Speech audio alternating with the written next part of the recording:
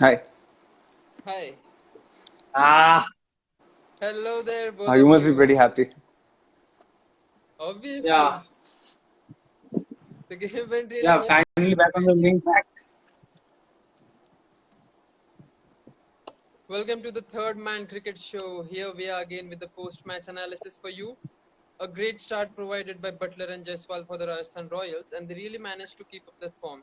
All the players did. The start that was necessary for Rajasthan was nicely provided by the openers, and the other player also didn't disappoint them with the batting. Now let's see the first time in 9 matches between these two teams, Rajasthan went on to bat first.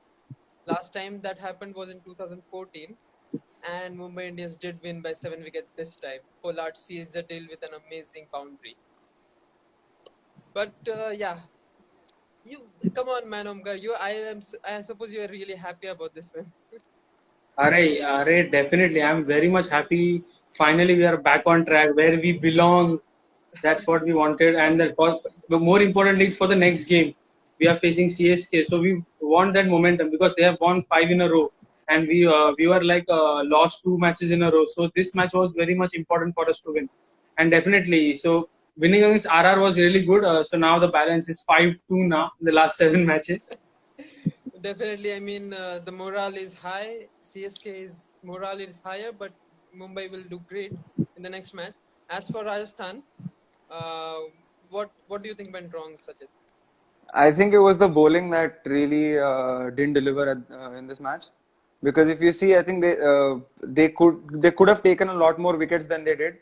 Morris picked up that crucial wicket of Rohit Sharma. That was, of course, very important. But after that, they couldn't capitalize on opportunities. They couldn't get wickets.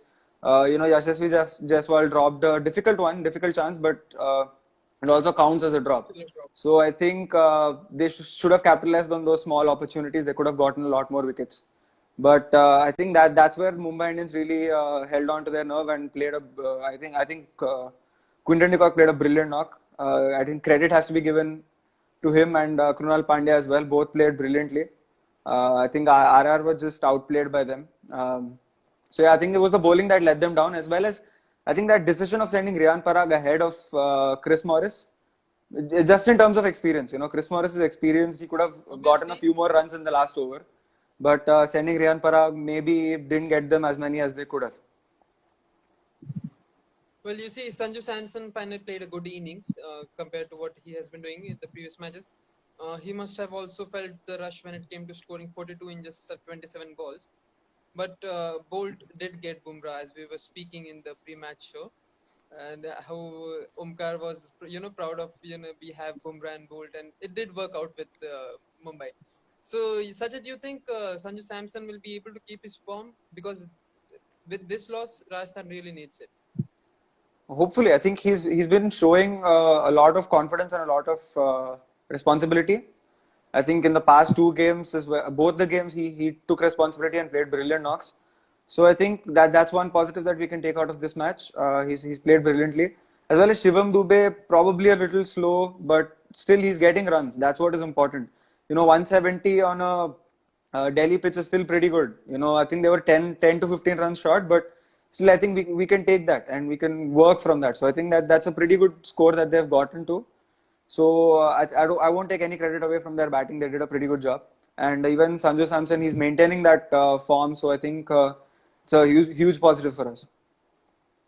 Definitely, batting did a really good job for Rajasthan, and it helped put them the 171 on the scoreboard. I think the last 3 matches played here, the T20 matches, the score has been 171 in the first innings. So yeah, Omkar, Surya Kumar Yadav, great Yeah. hitter, but coming in, playing 10 balls and getting out is just not expected from him. I think a bit more mature innings is required from him. You hit it, you then get a run, you exchange the positions. That's all I'm asking for from Surya Kumar Yadav. Last match also he came in, he hit some balls and he went away. What do you think about that? See, Suryakumar Yadav is not able to convert his start from the last two three matches. In fact, the last match against Punjab, which we lost, he scored around 24. Was not able to convert his start. Similar thing happened with Rohit Sharma today as well. was not able to convert his start. But main thing was like QDK coming back to his form and Krunal Pandya playing crucial knock at number 4. Like if would have lost the game, then everyone would have criticized that why did we drop Ishan Kishan, like. But it was nice that the decision got a win, so which we can say that. And also Pollard hitting a few shots was really exciting to see. That gives the team momentum. Like for Bumrah bowling an economical spell or of almost 4 an economy, 15 runs a wicket, and Rahul Chahar two quick wickets of Jaiswal and Butler, the two set batsmen. So what do you expect from an happy MI fan tonight? Good day at the office. Yeah, did a good job. And my overall did a good job. I mean, it didn't come, to the middle order batting much. It was only it was only until Pollard they played, so we didn't get to see the how Hardik and others would do. But yeah, it was fine that Pollard hit after such a long time, after 2 matches. Well, you see, such a Chris Morris didn't get to show what he could do against the MI bowlers, as you were mentioning in the pre-match show. But he did wonders with the ball. Certainly, I Two main think, wickets, yeah, Rohit and Sky. absolutely. I think he put RR back in the game because the way both of them played, Rohit and Surya Kumar, they were looking extremely dangerous. And to come in the first 2 overs and get those wickets, I think that was a brilliant spell. So all credit to him. But yeah, of course, I think they should have sent him ahead of Riyan Parag. Maybe he could have shown his batting prowess as well. But unfortunately, that didn't happen. They could have gotten a few more runs than they did had they sent Chris Morris. But still, I think that's another positive that we can take out of this game. He bowled brilliantly again. He's I think in the 4th place in the orange cap list as well. So I mean purple cap. I'm so sorry. He's on, Yeah, we have he's on the seen. purple cap list. He's I think number 4 or 3 on the purple cap list. So I think that's again brilliant from him. Definitely, it's brilliant from Chris Morris. It was worth buying him for Rajasthan Royals, with all the players going away. But well, coming back to you, Omkar, MI's need of genuine all-rounder as Hardik Pandya isn't bowling anymore. Can Kishan be asked to open asked to open, and then Nisham make into the playing 11, replacing Quinton? Well, Quinton played amazing today. If we don't consider this knock, do you think that would be a great idea? Just a question. I don't think so. A question is valid right now because after seeing Quinton's innings, no one is going to replace him from the top order now. It's I guess only one change we can bring next match is Jayant Yadav had a poor game today. Like in 3 overs he gave 35 runs with being wicketless. So Ishan Kishan coming back in place of Jayant Yadav will be a boost for us, and this team will be almost similar to the team which we played in the finals of the last season.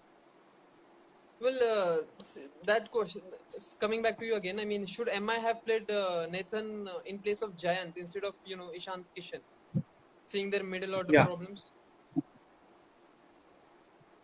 See, actually, I didn't wanted Ishan Kishan to get dropped in today's match, but okay, the decision was fine. It worked out. We won the match, but the thing is that we should always back up players. Ishan Kishan is a very good player. We all know that he was our leading run scorer last season. And also coming back to Hardik Pandya. Hardik Pandya is not bowling because of the lower back injury and the shoulder niggle which he faced in the first match. So let's see how well he recovers, and if it's the bowling, the impact which he has on our bowling and fielding, it is not that much. If you have seen the last 2-3 games Yeah, of having a niggle, is not able to throw the ball as well. So we can bring Nisham as well, or we have Paulie who can bowl 2 to 3 overs, a part-time bowler with the slower one. So let's see how well it goes. Right now, I'm not thinking of anything apart from the victory. well, a lot of experiments coming up in the future matches, I guess. Well, Sachet, you think a better total could have been given to RR by Mumbai? Sorry, to Mumbai by RR. The other way around. Yeah, I think Yeah, they were definitely 10 to 15 runs short. Not much. I think I can understand that getting to 170 itself is quite difficult on turning track like that. But I think they were still 10 to 15 runs short, not more than that. But yeah, I think again Chris Morris should have been sent up. and also Dubé could have played a little more aggressive because we've seen him with RCB. He was such an aggressive batsman. That's why they picked him. And coming into the Rajasthan side, all of a sudden he's slowed down. He's playing, more responsibility, of course, but I think he's playing a little slower than we'd expect from him. So I think he's got to step up and start scoring runs quicker. And once he does that, I think RR can get those 10, 15 runs and come back much stronger in the next game. Well, definitely, but there's also another thing, like David Miller playing below Dubé. I mean, David Miller is obviously more experienced compared to Dubé, and the slow innings he played. I mean, should Miller be put up instead of Dubé? That's a dicey decision, to be honest, because Miller hasn't been in form. Last match he came above Dubé, but still, I think it's a dicey decision. Shivam Dubé has been playing much better. He's gotten more runs than Miller. So I think that was a pretty good decision to send him up above David Miller, because David Miller has been struggling. If he comes in and loses his wicket early, then RR don't have anybody to fall back on. They don't have anybody at the depth who can score quick runs. So I think that was a pretty good decision to send Shivam Dubé above him. Definitely. There's another question for you, Omkar. How good has Rahul Chahar been this season for MI, and how amazing it's gonna be for him playing in Mumbai with Mumbai? Yeah, see the form which he's in. I don't have a doubt that he can come into the T20 squad as well. The T20 World Cup which you are going to play in the month of October. So that squad is almost about 23 members. So you see there are almost two teams of one country. So Rahul Chahar is definitely going to come in the squad. The form which he looks like, and also Surya Kumar Yadav, Ishan Kishan are also going to make it because they have proved their capability and the talent which they have brought in the India-England series. Apart from that, I would really like to see Avesh Khan and Harshal Patel as well, so that we all can groom the players for the future team as well. And right now it's just about backing up players and the ability which they have, show how their potential works, what ahead they can do, how improvement they can make their skills, and totally come out of all the outcomes. It looks like in Omkar's vision, half of the Indian team is from Mumbai Indians. Yeah, definitely. You will see the half of the team is from MI. You have got Hardik, you have got Rohit Sharma, Bumrah, Ishan Kishan, Surya Kumar, Rahul Chahar. Krunal Pandey can also come. You can't predict 23-man squad. I think those four foreign players that Mumbai have would be replaced by some other Indian players, and that would be the Indian team. Yeah, one can be replaced by Virat Kohli, can be replaced by Rishabh Pant. Nice one, man. Well, talking about Mumbai Indians, this question has come up, like MI can play Chris Lynn as the fourth overseas player to strengthen the batting lineup and not worry about fifth and sixth bowler, because they all have a lot of all-rounders behind them. Do you think good idea overall? See, from since 2013, we have seen that MI has played with two overseas fast bowlers along with one Indian fast bowler. So I don't think now there will be any changes. Since 2013, we are following the same route, the same lineup which the head coaches and the team management goes with. So two overseas bowlers, one all-rounder in place of Kieron Pollard, and one batsman top of the order will be enough. I don't think so. Now Lynn will get a chance, as we all saw the Quinton de Kock masterclass. Similar last season as well, he was not getting runs, and one match we played again, in Sharjah, the batting pitch, and he was among the runs, and from then onwards we started scoring well. So I think it will be a similar case for Quinton de Kock as well ahead of the tournament. He has to keep up his form for sure. He is an opening batsman. He definitely has to keep up his form.